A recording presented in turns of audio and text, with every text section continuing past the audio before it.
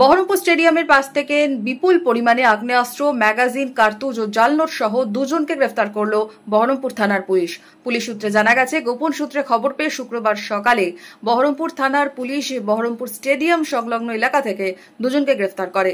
তাদের তল্লাশি চালাতে উদ্ধার হয়েছে 8টি 7.5mm পিস্তল, 16টি ম্যাগাজিন, 100 রাউন্ড কার্তুজ এবং 10,000 টাকার জাল নোট। ধৃত আলফাজ মণ্ডল ও মনিকা বিবি জলঙ্গির ঘোষপাড়া এলাকার বাসিন্দা। পুলিশ সূত্রে জানা গেছে, এই আগ্নেয়াস্ত্র ধৃতরা মুঙ্গের থেকে নিয়ে এসেছিল।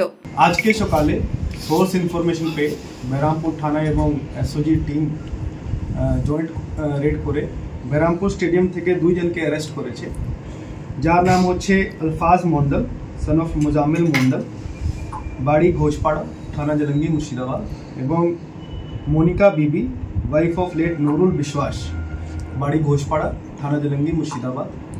রেডের সময় এদের কাছে থেকে 8 piece 7.65mm pistol, 16 piece magazine, 100 round live ammunition এবং 10,000 টাকা ফেক কারেন্সি নোট রিকভার এবং সিজ করা হয়েছে।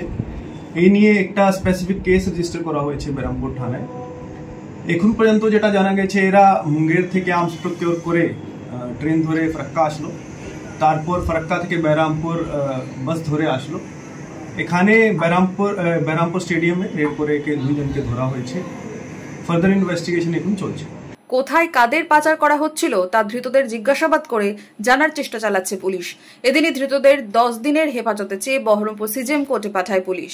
মুর্শিদাবাদ খাদি মেলা 2025 শুভ উদ্বোধন 26শে নভেম্বর। স্থান বহরমপুর ব্যারেক স্কয়ার ময়দান। প্রতিদিন দুপুর 12টা থেকে রাত্রি 9টা। মেলা চলবে 10 ডিসেম্বর অবধি। প্রবেশ অবাধ।